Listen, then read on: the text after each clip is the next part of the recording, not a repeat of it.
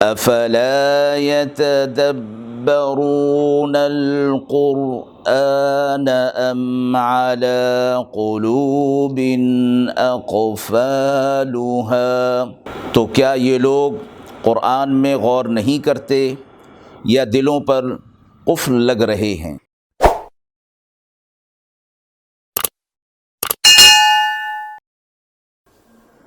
بسم اللہ الرحمن الرحیم۔ السلام علیکم ورحمۃ اللہ۔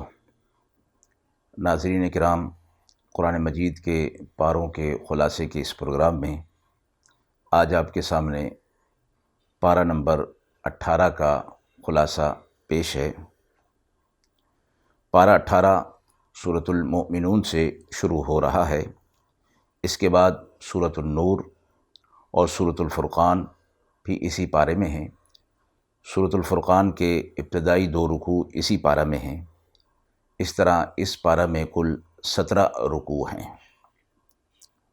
رکوع نمبر 1، آیت نمبر 1، قد افلح المؤمنون، میں فلاح پا گئے اہل ایمان۔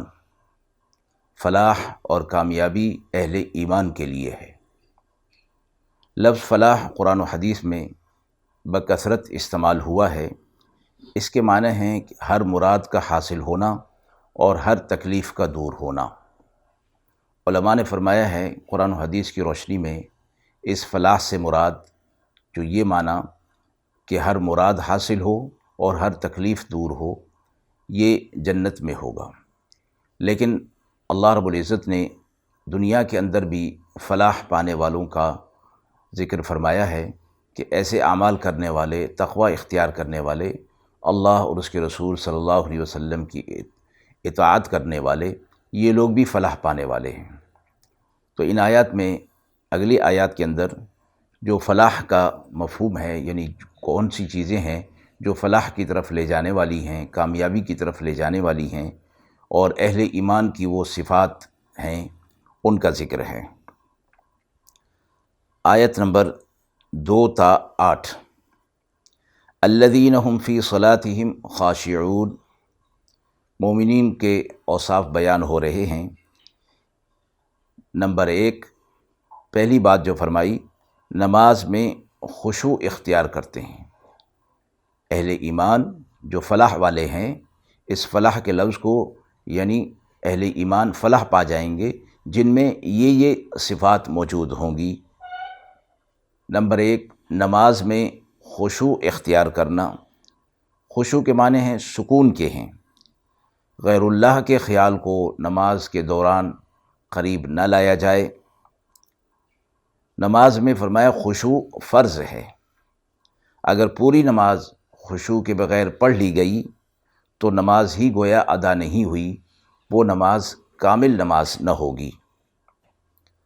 نمبر 2، والذین هم عن اللغو معرضون، لغو اور فضول کلام یا کام، اس سے وہ اجتناب کرتے ہیں۔ یعنی لغو کام یا کلام اس کو کہا گیا جس میں نہ دینی کوئی فائدہ ہو نہ دنیاوی کوئی فائدہ ہو۔ اس حال میں، اس وجہ سے لغو بات یا لغو کلام گناہ ہے۔ آپ صلی اللہ علیہ وسلم نے فرمایا کسی انسان کا اسلام اس وقت اچھا ہو سکتا ہے جب وہ بے فائدہ لا یعنی چیزوں کو چھوڑ دے۔ اس لیے دین اسلام کی یہ تعلیمات ہیں کہ لا یعنی اور بے فائدہ چیزوں میں نہیں پڑنا چاہیے۔ جس میں دین و دنیا کا کوئی فائدہ نہیں، ان چیزوں میں، ان باتوں میں پڑھ کر نہ اپنا وقت ضائع کرے نہ اپنی صلاحیتوں کو ضائع کرے۔ نمبر 3، والذین هم للزکاۃ فاعلون، یہ اہل ایمان کی صفات میں ایک صفت، تیسری صفت یہ بیان فرمائی کہ وہ زکوٰۃ دینے والے ہیں۔ زکوٰۃ کے لغوی معنی پاکیزگی کے ہیں، یعنی نماز کے بعد زکوٰۃ کا ذکر ہوا، جیسے قرآن مجید کی ترتیب اور اسلوب ہے کہ اکثر مقامات پر نماز کے ساتھ زکوٰۃ کا ذکر ہوتا ہے، یعنی نماز جسمانی عبادت اور زکوٰۃ مالی عبادت۔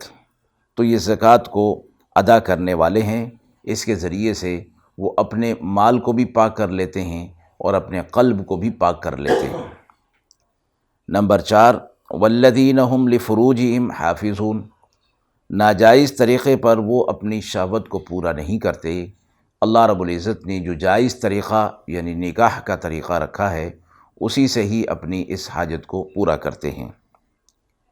نمبر 5، والذین هم لاماناتہم، اپنی امانتوں کو پورا کرتے ہیں۔ اللہ نے جو ان کے ذمے امانتیں رکھی ہیں ان امانتوں کو وہ دیانتداری کے ساتھ پورا کرتے ہیں۔ نمبر 6، وعہدہم، اور اپنے عہد کو بھی یہ لوگ پورا کرتے ہیں۔ وعدے کا پورا کرنا فرمایا واجب ہے، بغیر شرعی عذر کے وعدے کو پورا نہ کرنا گناہ ہے۔ نمبر 7، والذین هم علی صلاتہم یحافظون، نمازوں کی حفاظت اور پابندی کرنے والے۔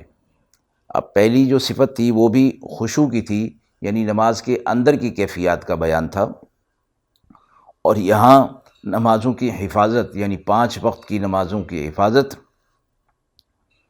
اور پابندی کرنے والے۔ تو یہ 7 صفات ذکر فرمائیں، ان 7 اوصاف والے اہل ایمان فلاح پانے والے ہیں، فلاح کے مستحق ہیں۔ آیت نمبر 21، وَإِنَّ لَكُمْ فِي الْأَنْعَامِ لَعِبْرَةً، تمہارے لیے جانوروں میں بھی عبرت اور نصیحت رکھی گئی ہے، تم ان سے دودھ اور ان سے گوشت حاصل کرتے ہو، اور بھی بہت زیادہ منافع ان سے تمہیں ملتے ہیں، تو اس میں بھی اللہ کی نشانیاں ہیں، اور اللہ نے تمہارے لیے اس میں نصیحت رکھی ہے تاکہ تم اسے قبول کرو۔ رکوع نمبر 2 میں نوح علیہ السلام کے طوفان کا ذکر ہے۔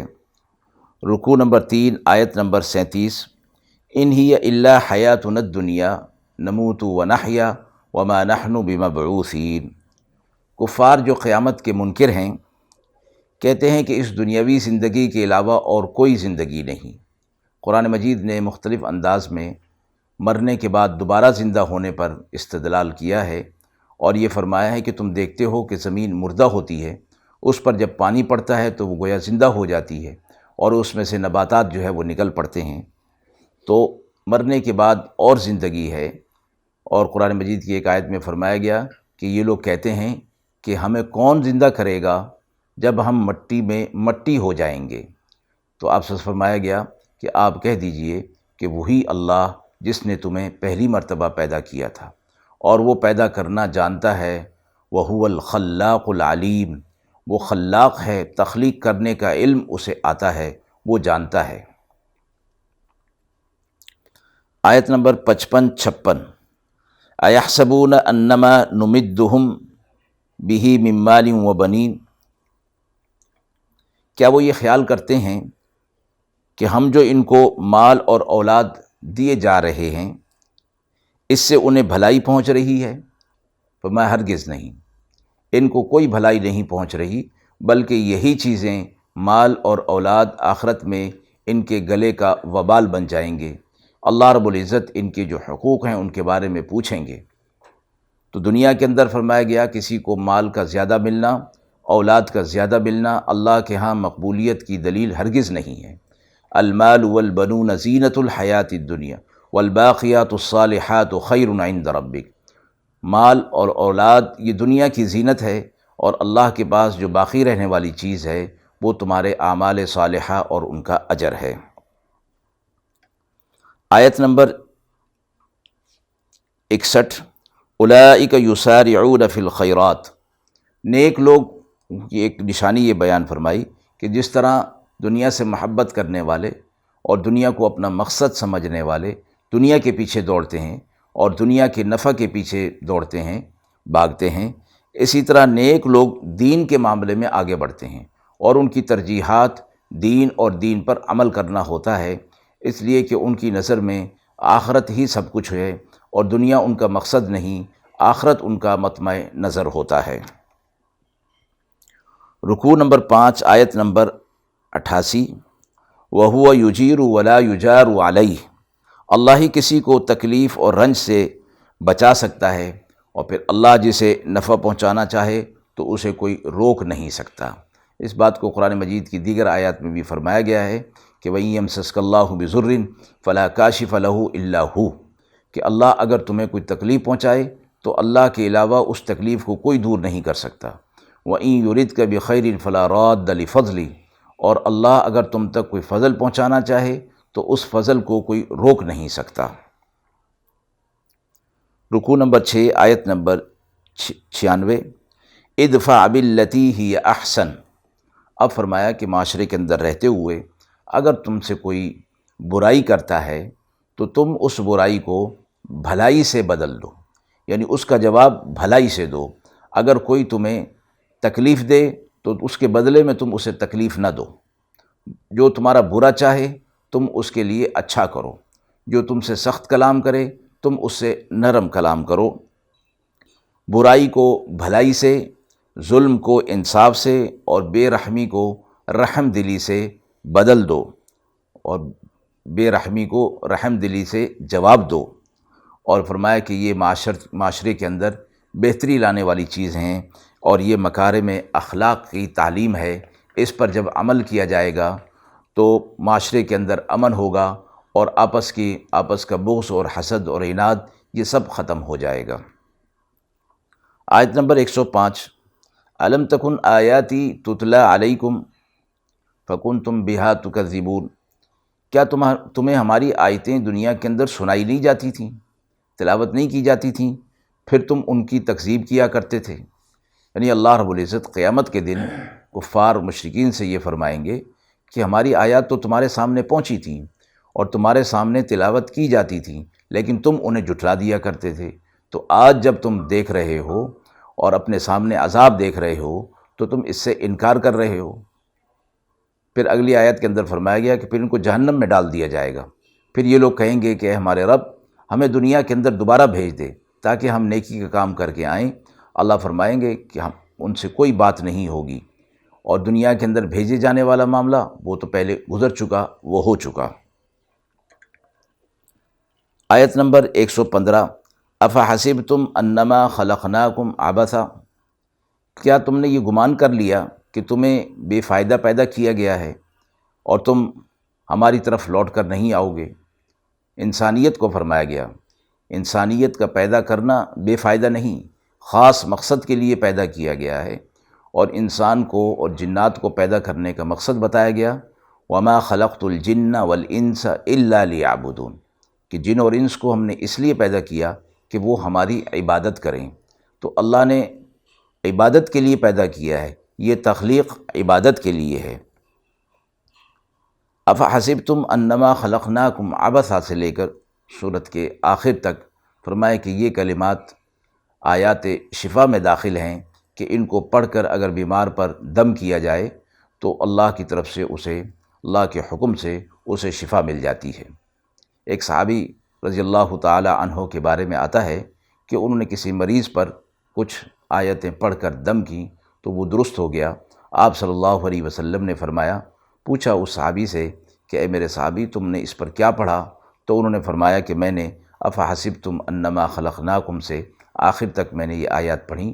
آپ صلی اللہ علیہ وسلم نے فرمایا کہ ان کلمات کے اندر، ان آیات کے اندر اگر آدمی کو یقین ہو تو پہاڑ بھی اپنی جگہ سے ہٹ سکتا ہے، اس قدر اس کے اندر اثر اور طاقت ہے۔ اس کے بعد سورۃ النور کی ابتدا ہے۔ سورۃ النور مدنی ہے۔ اس سورت میں زیادہ تر احکام عفت کی حفاظت اور ستر و حجاب کے حوالے سے ہیں۔ حضرت عمر فاروق رضی اللہ تعالی عنہ نے اہل کوفہ کو ایک فرمان لکھا تھا اور اس میں فرمایا تھا کہ اپنی عورتوں کو سورۃ النور کی تعلیم دو۔ رکوع نمبر 7، آیت نمبر 1، سورۃ انزلناہا وفرضناہا۔ اگلی آیات کے اندر جو احکامات آ رہے ہیں یہ ان کی تمہید کے طور پر ہے کہ یہ صورت وہ ہے جسے ہم نے نازل کیا، اور اس کے احکام بھی ہم نے مقرر کیے ہیں تاکہ تم اس سے نصیحت حاصل کرو، سبق حاصل کرو۔ آیت نمبر 2، الزانیۃ والزانی۔ زانیہ اور زانی کی سزا کا قانون بیان کیا گیا اس آیت مبارکہ میں۔ قرآن مجید نے 4 جرائم کی سزا اور اس کا طریقہ کار خود متعین فرما دیا ہے۔ اسلام میں متعین سزا کو حدود کہا جاتا ہے، اور باقی جرائم کی سزا کو قاضی کی یا امیر کی ثوابدید پر چھوڑ دیا گیا ہے۔ ایسی سزاؤں کو تعزیرات کہا جاتا ہے۔ وہ 4 جرائم جن کی سزا قرآن و حدیث میں مقرر کر دی گئی ہے وہ یہ ہیں: چوری کرنا، پاک دامن عورت پر تہمت لگانا یا مرد پر تہمت لگانا، شراب پینا، زنا کرنا۔ زانیہ اور زانی جو غیر شادی شدہ ہیں ان کے لیے 100 کوڑے کی سزا ہے، اور شادی شدہ کے لیے سنگساری کا حکم ہے۔ مزید یہ کہ غیر شادی شدہ کو جلا وطن بھی کر دینا چاہیے یا کر دیا جائے، لیکن یہ قاضی کی ثوابدید پر رکھا گیا ہے۔ آیت نمبر 4، والذین یرمون المحصنات، وہ لوگ جو پاک دامن عورتوں پر تہمت لگائیں اور پھر اس پر 4 گواہ پیش نہ کر سکیں تو انہیں 80 کوڑے لگائے جائیں گے اور ان کی گواہی قبول نہیں کی جائے گی۔ 80 کوڑے کی سزا فوری ہے اور دائمی طور پر ان کی شہادت کو، گواہی کو قبول نہ کرنا، یہ فرمایا دائمی سزا ہے۔ ہاں، اگر توبہ کر لیں تو پھر ان کی گواہی قبول ہو سکتی ہے، لیکن امام ابو حنیفہ رحمۃ اللہ علیہ فرماتے ہیں کہ توبہ کے بعد بھی اس کی شہادت قبول نہیں کی جائے گی، البتہ اس کا گناہ معاف ہو جائے گا۔ رکوع نمبر 8 میں واقعہ افک و بہتان مذکور ہے۔ حضرت عائشہ صدیقہ رضی اللہ تعالی عنہا پر منافقین نے بہتان باندھ دیا تھا، جس کی وجہ سے آپ صلی اللہ علیہ وسلم پر بھی کیفیت جو ہے وہ تنگی کی طاری ہو گئی تھیں، اور اسی رکوع کے اندر فرمایا گیا سبحانک ھذا بہتان عظیم، یعنی یہ بہت بڑا بہتان تھا، بہتان عظیم تھا۔ رکوع نمبر 9 آیت نمبر 24، یوم تشہد علیہم السنتہم، قیامت کے دن زبانیں، ہاتھ اور پاؤں گواہی دیں گے جو کچھ دنیا کے اندر اعمال کرتے رہے۔ یہ قرآن مجید کی دیگر آیات میں بھی فرمایا گیا ہے۔ بعض جگہ پر فرمایا گیا کہ الیوم نختم علی افواہہم، کہ آج کے دن ہم تمہارے منہ پر مہر لگا دیں گے، وتکلمنا ایدیہم، اور تمہارے ہاتھ بولیں گے، وتشہد ارجلہم، اور تمہارے پاؤں گواہی دیں گے، بما کانوا یکسبون، جو کچھ تم کرتے رہے۔ اس آیت میں فرمایا کہ زبانیں، ہاتھ اور پاؤں یہ گواہی دیں گے برے اعمال کی، اور فرمایا کہ جس طرح دنیا کے اندر اللہ رب العزت نے پورے جسم کو گوشت پوش سے بنایا، پیدا کیا، اور اس میں صرف زبان جو ہے وہ کلام کرتی ہے، بولتی ہے، باقی جسم جو ہے وہ خاموش ہے۔ اللہ رب العزت کو یہ اختیار ہے کہ قیامت کے دن زبان کو خاموش کر دے اور باقی اعضاء کو بولنے کی قوت عطا فرما دے، جیسے ایک آیت میں آتا ہے انطقنا اللہ الذی انطق کل شیء، جب یہ پوچھیں گے یوم تشہد علیہم السنتہم وایدیہم وارجلہم بما کانوا یکسبون سے کی یہ آیت میں اسی حوالے سے فرمایا گیا کہ ان کی جلد بھی بولے گی، تو پھر وہ اس وقت کہیں گے کہ دنیا کے اندر تو تم نہیں بولتے تھے، تو جواب میں وہ کہیں گے کہ ہمیں بولنے کی قوت اس نے دی جس نے ہر چیز کو بولنے کی قوت عطا فرمائی۔ رکوع نمبر 10 آیت نمبر 27، یا ایھا الذین آمنوا لا تدخلوا بیوتا غیر بیوتکم۔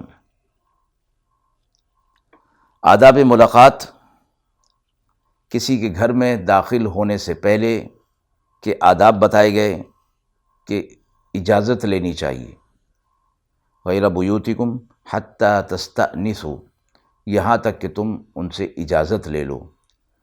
اگلی ہدایت وتسلموا علی اہلہا، اور اہل خانہ پر سلام پیش کرو، یعنی انہیں سلام کرو۔ یہ آداب میں سے ہے کہ کسی کے گھر میں داخل ہوا جائے تو ان آداب کو ملحوظ رکھا جائے اور ان آداب کو ختم نہ کیا جائے۔ اگلی آیت میں فرمایا گیا، آیت نمبر 28 میں، فَإِن لَّمْ تَجِدُوا فِيهَا، کہ اگر تم کسی کو گھر میں نہ پاؤ یا تمہیں اجازت نہ ملے گھر میں داخل ہونے کی، تو اور تمہیں کہا جائے کہ لوٹ جاؤ، وَإِن قِيلَ لَكُمُ ارْجِعُوا فَارْجِعُوا، اور تمہیں کہا جائے کہ تم واپس چلے جاؤ تو تمہیں چاہیے کہ تم لوٹ جاؤ۔ هُوَ أَزْكَىٰ لَكُمْ، یہ تمہاری پاکیزگی کے لیے بہتر ہے، بجائے اس کے کہ زبردستی اور بے وقت گھر میں داخل ہوا جائے، بلا اجازت داخل ہوا جائے۔ جب وہ گھر اہل خانہ یہ کہیں کہ واپس چلے جاؤ تو واپس چلا جانا چاہیے، اور فرمایا کہ یہ تمہاری پاکیزگی کے لیے، عفت کے لیے بہترین چیز ہے۔ آیت نمبر 30، قُل لِّلْمُؤْمِنِينَ يَغُضُّوا مِنْ أَبْصَارِهِمْ، آپ صلی اللہ علیہ وسلم فرمایا گیا کہ مومنین سے کہہ دیجئے کہ وہ اپنی نگاہوں کو پست رکھیں، وَيَحْفَظُوا فُرُوجَهُمْ، اور اپنی شرمگاہوں کی حفاظت کریں۔ یعنی عفت اور پاک دامنی کے لیے نگاہوں کی حفاظت اور شرمگاہوں کی حفاظت بہت ضروری ہے۔ آیت نمبر 32، وَأَنكِحُوا الْأَيَامَ مِنكُمْ، بے نکاح مرد اور عورت کا نکاح کر دو، اگر وہ مفلس ہوں گے تو اللہ اپنے فضل سے انہیں غنی فرما دے گا۔ اب یہاں یہ فرمایا گیا کہ نکاح کو فروغ دینا چاہیے تاکہ معاشرے کے اندر جو بد امنی اور فساد ہے وہ ختم ہو۔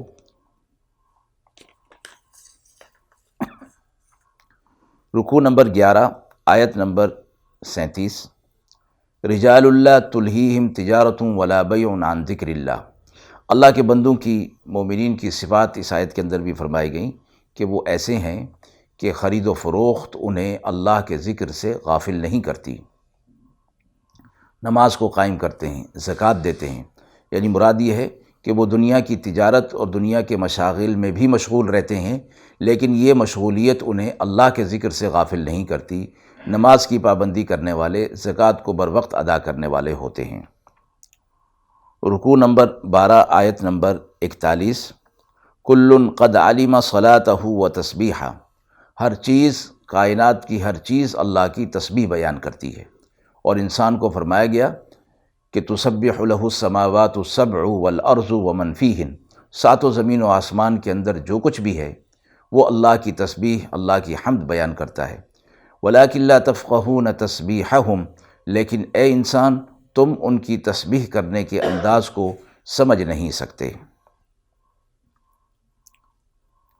رکوع نمبر 13، آیت نمبر 52، ومن یطع اللہ ورسولہ ویخش اللہ ویتقی فاولئک هم الفائزون۔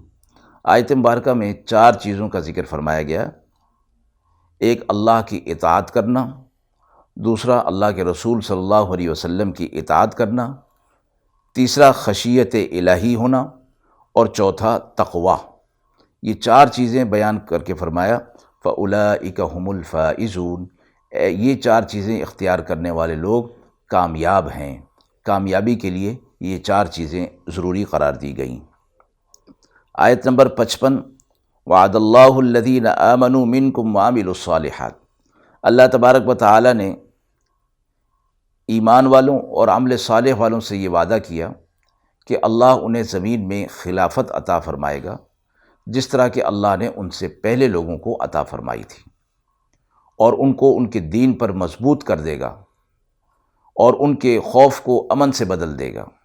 شرط یہ ہے کہ اللہ کے ساتھ کسی کو شریک نہ کیا جائے اور اسی کی عبادت کی جائے۔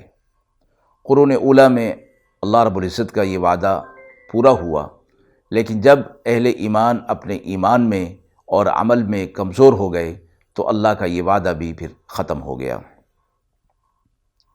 رکوع نمبر 14، آیت نمبر 58، یا ایہا الذین آمنوا لیستأذنکم الذین، ابھی گزشتہ آیت میں گھر میں داخل ہونے کے آداب اور طریقہ کار بتایا گیا تھا۔